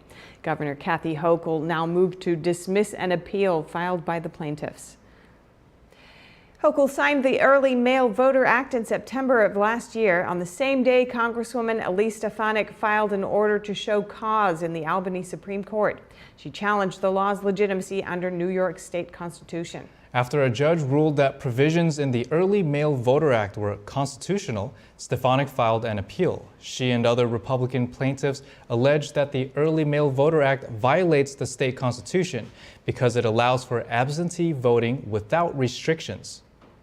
If Albany's appellate division grants Hochul's motion, Republicans plan to appeal the state's highest court, the New York Court of Appeals. And Nevada's Secretary of State office commenting on reports of numerous voter irregularities found on Sunday. Officials say the issues were caused by an error that's now being fixed. Local media reported that over the past weekend, several individuals said they never voted in the primary or mailed in their ballots, but the state system showed their vote was counted. The Secretary of State's office on Monday told media outlet 8 News Now that it became aware of possible technical issues. It said elections and IT staff began working on the issue immediately, and they're trying to resolve the issue as soon as possible, promising further updates. And President Biden has pushed a campaign message that former President Donald Trump is a threat to democracy. But some voters say the warning is not sticking, at least not beyond the core Democratic base. NTD's Daniel Monahan has more. Hispanic Center Director Raymond Santiago says there's only so much fear-mongering that can be done. I just think that the messaging has to shift. It's not landing. He says it's time to move on from messaging like, if you elect this person, everything will fall apart.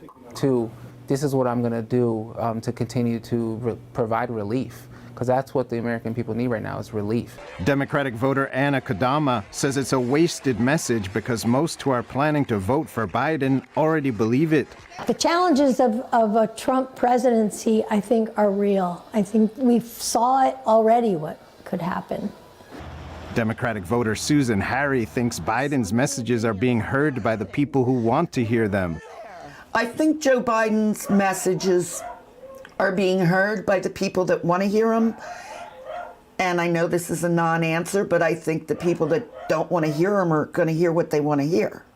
There's some people you're just not going to change. Independent voter Christian Miller thinks both sides are trying to evoke fear. I don't know. It's going to be, I guess, maybe who's more effective at doing so. Regardless of the election outcome, Miller says he believes the institutions are safe and strong enough to withhold the challenges. Republican voter Kurt Balch doesn't think Biden's message will get people to the polls and didn't see anything during Trump's presidency that would indicate he's an existential threat to America. I think we have 4 years of evidence that he wasn't a fascist dictator. People don't like him. I understand there's a lot of things not to like about the guy. I get it. The latest Real Clear polling averages show Trump leading Biden by less than 2 points. Daniel Monahan, NTD News. Congress has yet to make additional funds available to states ahead of the November presidential election. Top election officials from New Mexico, Michigan, Minnesota, and Mississippi share their thoughts on the state's need for federal funding for elections, especially for cybersecurity and physical security. NTD's Daniel Monahan has more. New Mexico Secretary of State Maggie Toulouse-Oliver says elections are critical federal infrastructure. The cybersecurity threats and physical security threats to the election process are inherently a federal and national issue. Toulouse-Oliver says consistency is important because states need predictability. When we create programs, we want to be able to sustain those programs not just for a year or for 2 years. We want to sustain them for the long term. Minnesota Secretary of State Steve Simon says he's grateful for federal funding, but the problem is the reliability of that money. Michigan Secretary of State Jocelyn Benson says partners in the federal government have done so little to provide them with adequate funding. And we rarely, if ever, get what we, as the officials on the front lines, have said we need. But Benson did say Michigan was fortunate in 2020 to get pandemic relief funding through the CARES Act, adding she doesn't believe they could have gotten through the year safely and securely without it. Mississippi Secretary of State Michael Watson says he doesn't like the strings-attached approach from the federal government. I can't stand it. I think that gets us in a lot of trouble and violates a lot of constitutional principles. But Watson says he doesn't mind a partnership in areas where the state plays a small role, like in cybersecurity, as long as states are the ones that have the ability to spend the money. Daniel Monahan, NTD News. With the South Carolina Republican primary coming up this weekend, NTD will be covering all the action. We'll have a lot prepared for you, including special guests, on-the-ground coverage, and the Data Hub. Join Steve Lance and Tiffany Meyer on The Nation Decides 2024 live this Saturday, February 24th at 6 p.m. Eastern. And up ahead, President Biden's brother, James Biden, testifying today behind closed doors on Capitol Hill in the House-led impeachment probe. Louis Martinez standing by in D.C. Courses on communism could become mandatory in Florida if a bill gets the green light. Its sponsor says schools must make sure that teenagers don't see communism in a positive light. The highest art is beautiful, breathtaking, timeless, and moving. Experience art with 5,000 years of history, inspired by the divine. experience Shane Yun. No young person should ever have to worry about having a safe place to sleep at night, or a warm meal to eat, or whether anyone cares about them. Like I grew up in poverty, and I actually became physically homeless right after I had turned 16. I didn't have anywhere to sleep, and I didn't really have friends or family that could support me. To be homeless as a teen, I didn't ask for that.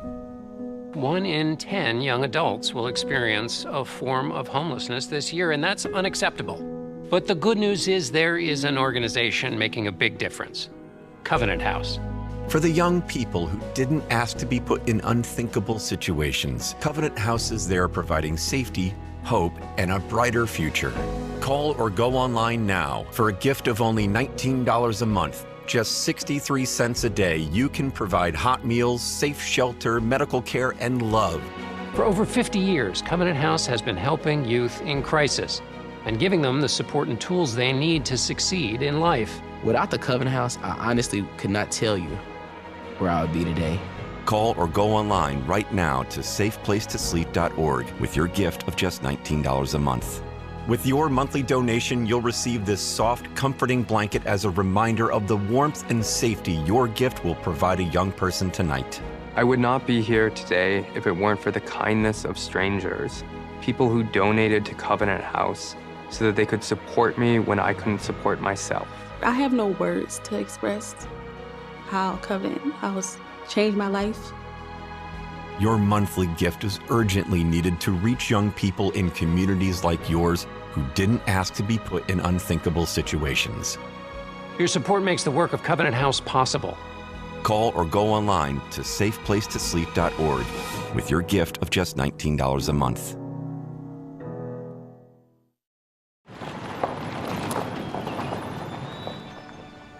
You need some help? Your tow chains are a little loose. Could spark a wildfire. I could show you how to secure them properly if you'd like. Sure. Thanks a lot. Anytime. You should check out SmokeyBear.com. They've got a bunch of tips on wildfire prevention. Only you can prevent wildfires. I'm going to bring you the most accurate and insightful information on NTD Newsroom. Join me weekdays right here on NTD News.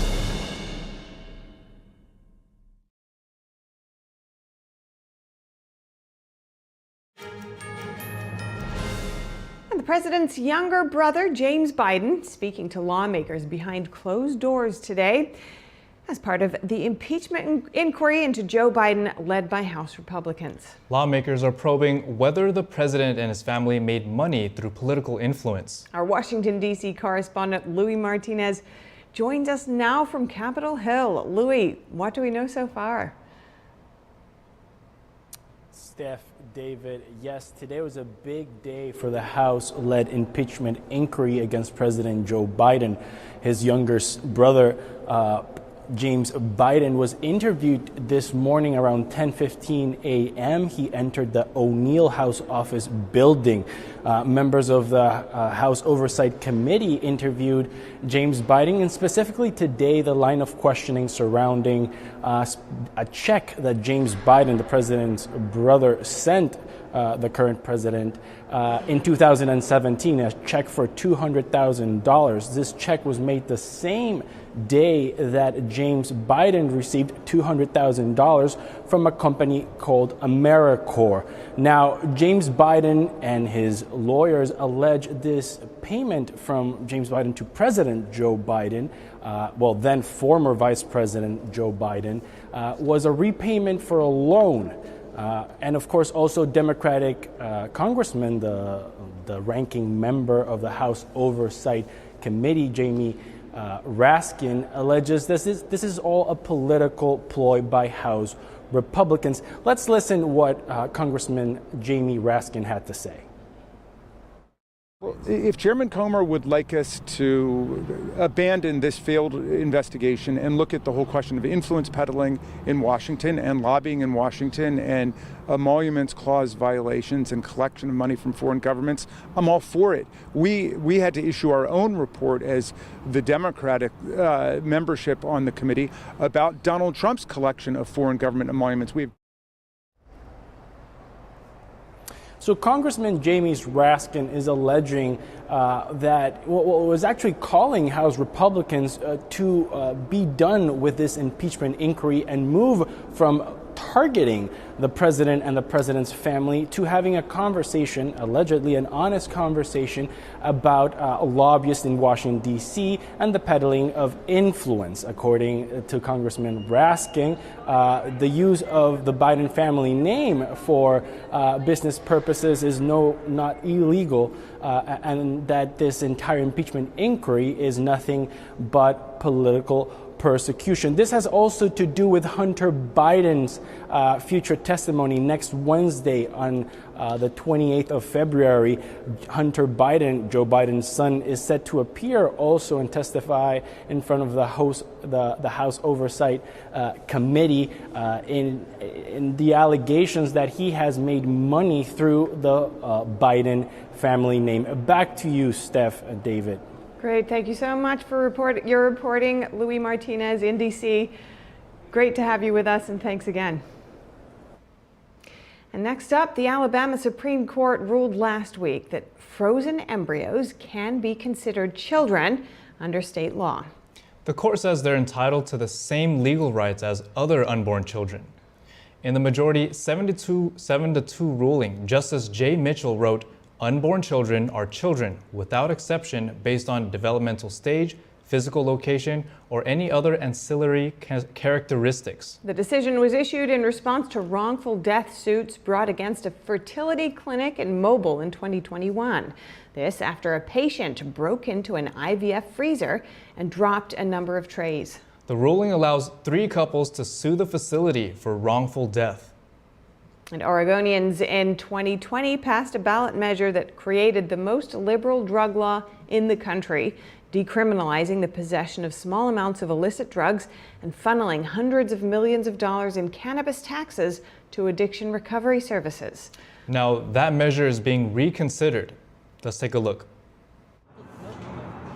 Since Oregon decriminalized the possession of small amounts of illicit drugs, this has become a common sight in the state's most populous city of Portland.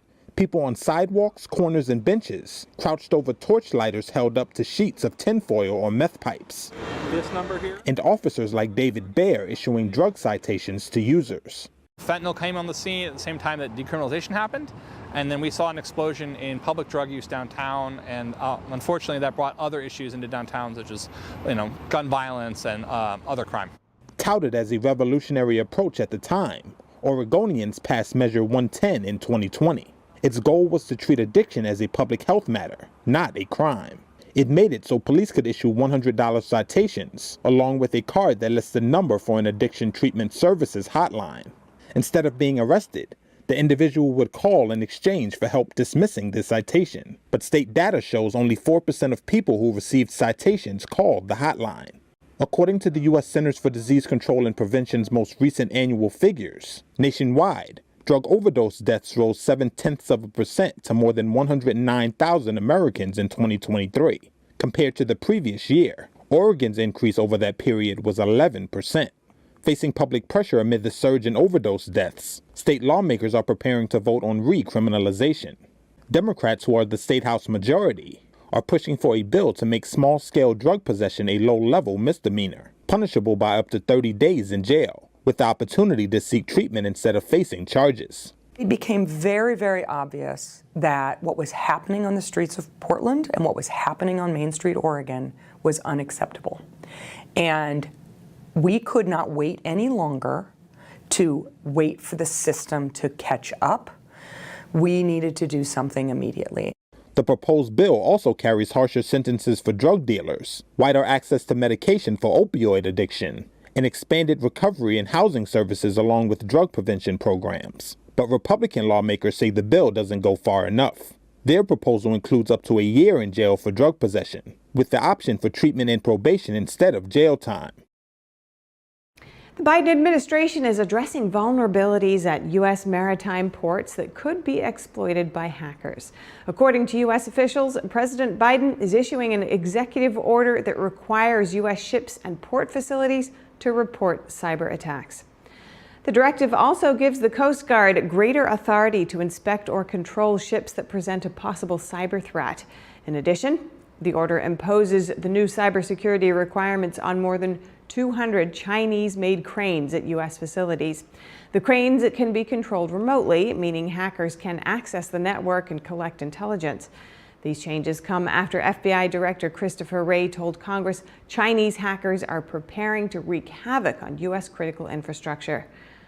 And courses on communism may soon become mandatory in Florida's public schools. The Sunshine State's senators passed a new bill Tuesday. If it becomes law, public schools in Florida would be required to have lessons on the history of communism in all grades, beginning as early as kindergarten. If the measure gets the okay from lawmakers, it could take effect in 2026. The lessons would reportedly include teachings about atrocities in communist countries. State Senator Jay Collins is sponsoring the bill. He said it's critical to educate young minds and that young people shouldn't view communism in a positive light. A poll in 2020 shows that only 63% of both Gen Z and millennials believe the Declaration of Independence better guarantees freedom and equality over the Communist Manifesto. Public schools in Florida currently have courses on communism in 7th grade, plus in high school social studies classes. And a push to better understand Chinese battle tactics is happening inside the U.S. military. U.S. Army Pacific hosted its first course on China's war strategies back in early February in Hawaii. Officials said the effort aimed to help service members develop an accurate and holistic understanding of the Chinese Communist Party and its military. 23 service members and civilians learned about China's strategic thinking through a war game and interactive exercises. An officer noted the importance of building foundational knowledge about the Chinese military right now, as it took 30 years for the U.S. military to become experts on threats from the Soviet Union at the time. And next we head to Europe with some short headlines from the UK, Turkey, and other countries. European Union members approved a 13th package of Ukraine-related sanctions against Russia today. The move bans nearly 200 entities and individuals. Its targets are roughly split between entities that are part of Russia's military-industrial complex and those allegedly involved in trafficking and kidnapping Ukrainian children. Beyond that, 2 more entities were also added, one North Korean and one Belarusian firm. Hundreds of Hungarian farmers protested this month against green regulations imposed on them by the EU and the suspension of import taxes on Ukrainian agricultural products for another year to 2025. Import taxes for Ukrainian grains were originally suspended in 2022. That was done to support Ukraine's economy following the Russian invasion. But it's been a point of contention for European farmers who say it creates unfair competition. The protesting farmers held banners criticizing Brussels and the EU at a border crossing point with Ukraine. Former WikiLeaks founder Julian Assange faces his last chance to stop his extradition from Britain to the U.S. American prosecutors want him tried on 18 counts related to the release of confidential U.S. military records. Britain approved his extradition to the U.S. in 2022. His legal team is trying to overturn that approval at a 2-day hearing. Their argument is that previous judges failed to address their case that the extradition was politically motivated. Here's Assange's wife outside London's Royal Courts of Justice today. This farce be brought to an end and that the courts allow Julian to be free. He's a political prisoner and he needs his freedom. He has been in prison for 5 years. Turkey's first 5th-generation fighter jet completed its first flight today.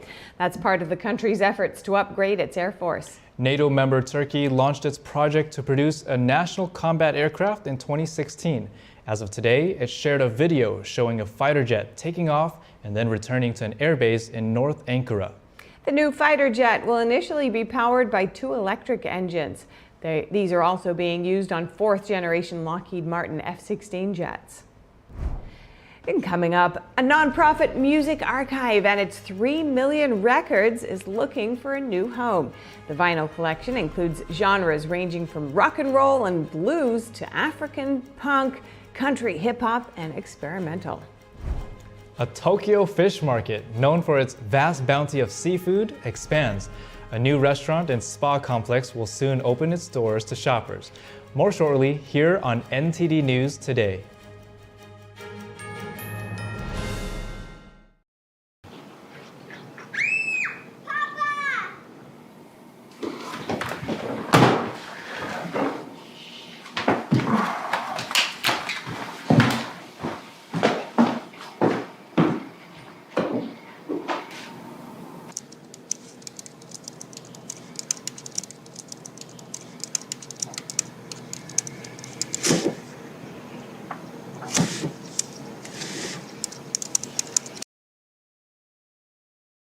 The tempting online world is encroaching on our campus.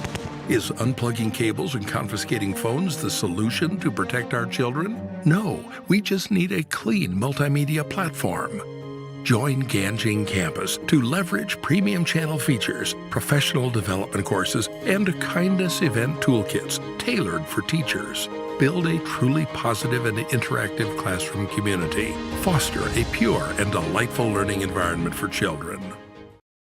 What if you could whiten your teeth by simply brushing your teeth? Now you can with Smile Actives, the teeth whitening breakthrough that safely gets your teeth white and keeps them white every day, just by brushing your teeth. I never thought that whitening my teeth could be so easy. I just put the gel on the brush, the toothpaste on it, brush, and I can see my white teeth. Simply add Smile Actives to any toothpaste and our patented PolyClean technology activates into a powerful microfoam that penetrates into the enamel surface to safely lift and remove stains. You need a simple way to whiten your teeth. Without strips, without trays, without going to the dentist. And it was about time that a product was developed that you would be able to do that with just brushing. And now, Smile Actives is even better with new Pro Whitening Gel with 33% greater whitening power, clinically shown to whiten teeth faster, up to 8 shades. 100% of users saw whiter teeth. On food stains, coffee and wine stains, even on veneers, crowns, and dentures. I eat the blueberries, I drink the coffee, and I know that Smile Actives will keep my teeth white every day. If you could use something so easy like Smile Actives to take yellow teeth to white teeth, why wouldn't you? Why spend hundreds of dollars for whitening treatments at the dentist when now you can whiten your teeth with new Smile Actives Pro Whitening Gel every time you brush your teeth? Call or go to smileactives.com and for a limited time get new Pro Whitening Gel for just $24.95. Order in the next 5 minutes and buy one get one absolutely free for just $24.95. That's 2 for 1 and save 58%. We'll even include free shipping. Get your teeth whiter guaranteed or return it within 60 days for your money back. I smile every day now. The difference is literally night and day. So now I'm always smiling, always choosing, because now my teeth are much whiter. This offer is not available in stores, so call or click now before the special buy one get one free offer goes away. We're in the nation's capital asking the important questions so that you're in the know. Join us daily, Monday through Friday, on the Capitol Report on NTD News.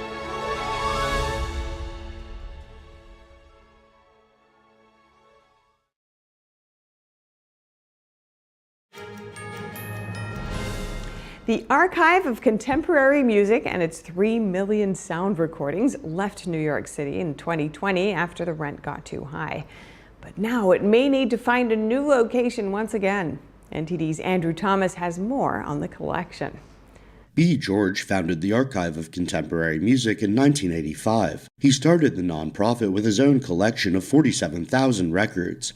It's since grown to more than 3 million. The archive started in about 1985, and the whole purpose was to try to preserve 2 copies of every recording ever made.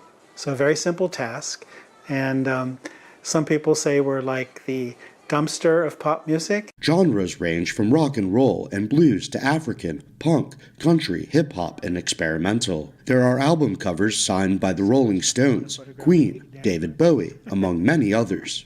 It's hard to put a value on it, but we have a really nice collection. It's about 1,200 LPs in mint condition, and that was appraised with a formal appraisal of $1.6 million. George's goal is to preserve 2 copies of every recording ever made, 1 listening copy and a second archival copy. So the whole idea is to get this all organized and then work towards making it a research center, a center for popular music, to go from just an archive to a library, which means things could be checked out or loaned or listened to. With permit issues at the archive's current location, George hopes to find a new public space. Andrew Thomas, NTD News. A trial is underway in New York for an unusual criminal case. It involves handwritten lyrics to the iconic rock song Hotel California by the Eagles. 3 defendants are accused of scheming to stop Eagles co-founder Don Henley from reclaiming the allegedly stolen lyrics. The trial centers around over 80 pages of lyric drafts from the Hotel California album. It's one of the best-selling records in the U.S. The defendants have pleaded not guilty to conspiracy charges. They're well-known figures from the collectibles world.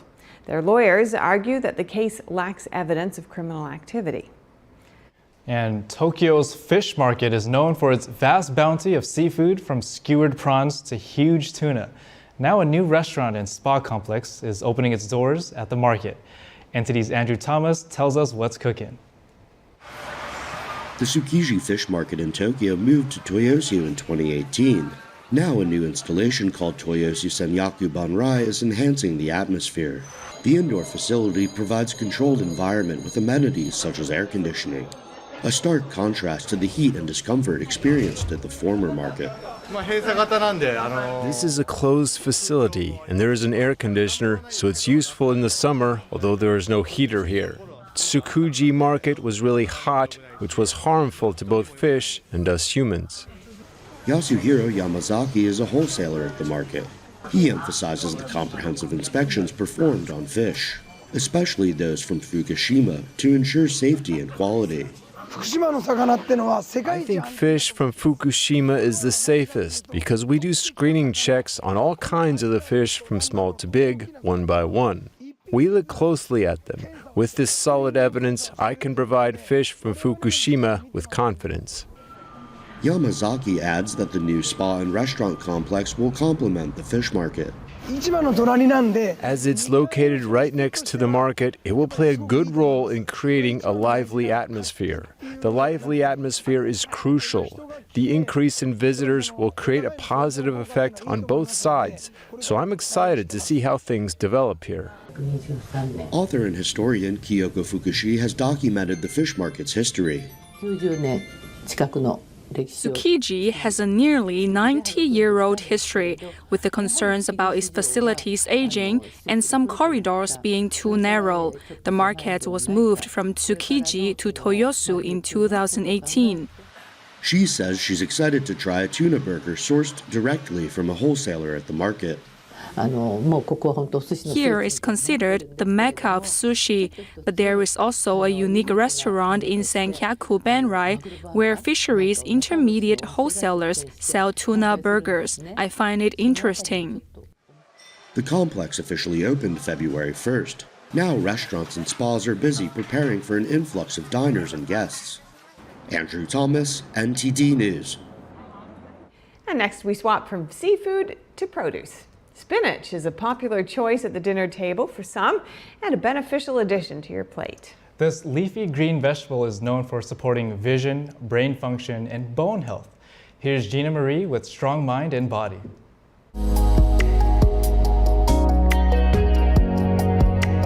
Dark leafy green vegetables are a vital component often missing in the American diet. You'll want to offer some spinach next time you're at the grocery store. This is because it boasts a wealth of essential vitamins, minerals, phytochemicals, and bioactive substances. Spinach contains an abundance of beta-carotene, folic acid, vitamin C, calcium, iron, phosphorus, sodium, and potassium. Additionally, it is also a good source of antioxidants. Let's look at 5 specific health benefits, starting with number 1. Protects vision health and prevents cataracts and macular degeneration. Spinach is a nutrient-dense vegetable with high levels of lutein and zeaxanthin. These organic pigments are essential for maintaining optimal eye health. These carotenoids also protect against macular degeneration and cataracts. Number 2, preserves brain health and delays cognitive decline. Spinach contains magnesium, lutein, folic acid, beta-carotene, and chlorophyll-quinone. All of these support brain health. Number 3, lowers blood pressure to prevent cardiovascular disease. Consuming nitrate-rich spinach can increase nitric oxide levels. This can promptly decrease blood pressure, which positively affects cardiovascular health. Number 4, prevents osteoporosis. Spinach is rich in vitamin K and calcium and contains vitamin D. These are crucial for maintaining bone health and preventing osteoporosis. And number 5, prevents skin aging. Spinach is essential in maintaining healthy skin. This is because it contains vitamins A, C, E, and K. Spinach is also very versatile. You can add it to soups, stews, stir-fries, salads, and smoothies. You'll also want to aim for organic spinach. This is because it's well known for being sprayed with lots of pesticides. In other words, the bugs love it too.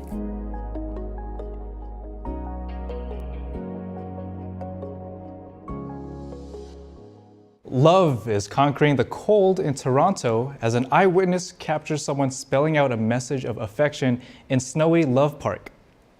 This video was shot from a tall building. It shows a person walking inside the park's iconic giant heart shape and creating the letters M+J forever.